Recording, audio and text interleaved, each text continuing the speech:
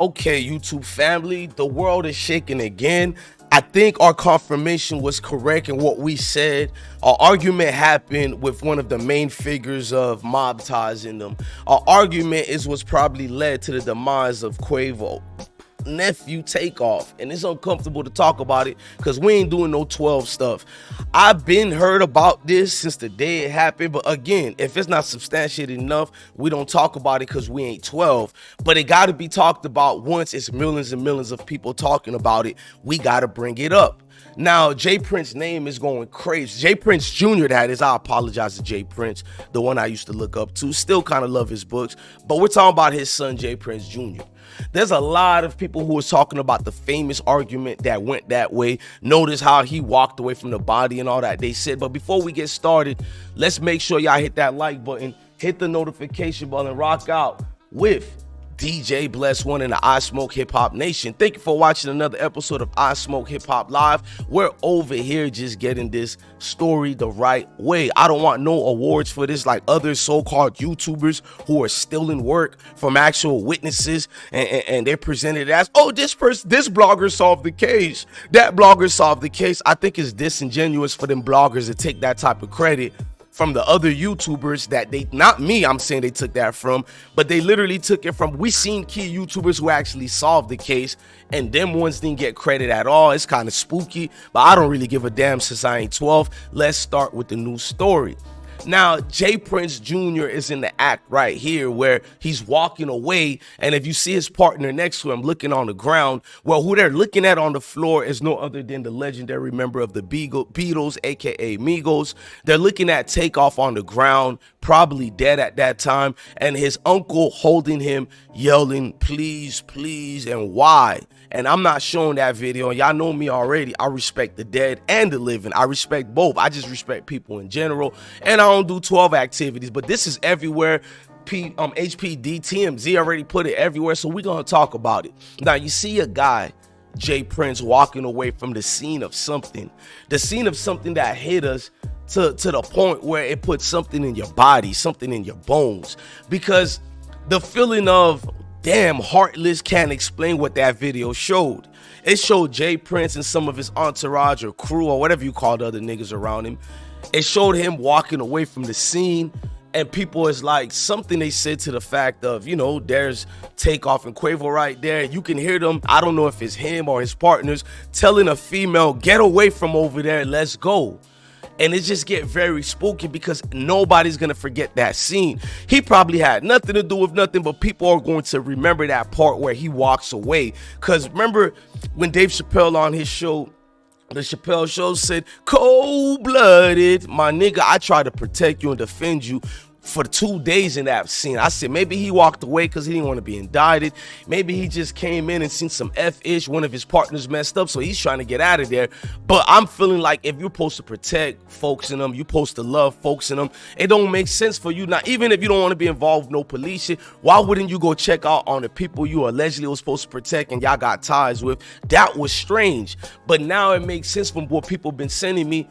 Quavo didn't have an argument with Lil Cam, none at all. Lil Cam is allegedly just the alleged hitman that's like that. We'll get to that part later. The argument was with J Prince that everybody brought up.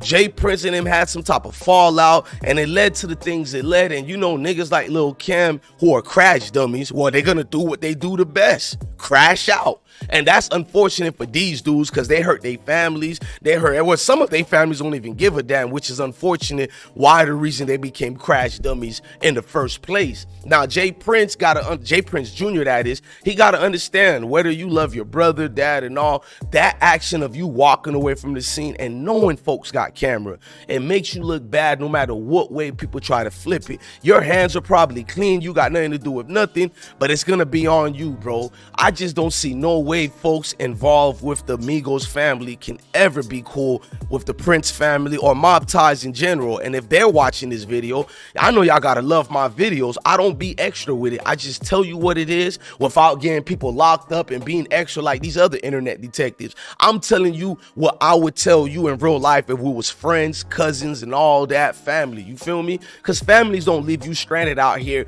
for public opinion to destroy you. Because J Prince public opinion is destroying you right now. They just put it out with Shakur Stevenson and y'all connections together, and Shakur put this weak ass post, and people ain't falling for it too. They're calling out Shakur like you ain't seen nothing. They got pictures of Shakur and Takeoff standing right next to each other like that. Was he there when the shooting began? I don't know, but the witness who showed this picture said this is moments, damn near 10 minutes before Takeoff gets killed. So you had a lot of explaining to do, Papa. I don't know what's going on, but espérate por un momento, man. Like, porque yo soy negrito, dime.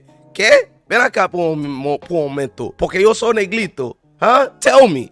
But anyways, let's count, because we know you know Spanish. You're Puerto Rican too, Shakur. So I'm getting my bilingual on right now. Now let's continue. Little Cam allegedly speaks out, and he shows he's not dead by saying, yeah, whatever. We on that. And my thing to people like Little Cam, I just did a video about it. Even if you're alive, which I told people he's probably alive, even if people saying he's dead, I just reported what people are saying he's dead. But I made sure on that video to tell you guys, and on the title, allegedly what the internet is saying, because I already know. Don't just go with the wave of the internet. Listen to it, understand it, but speak from my perspective of knowing things be cap. No cap at that. But Little Cam, if you want smoke and all that, and yeah, we on that, bro. It sounds good. It sounds good, and I believe you. Let's just get that part out the way. I believe you'll drop something. I believe you'll drop me and everybody and their mama, because heartless niggas like you do dumbass things like that. So you dudes need to stop telling us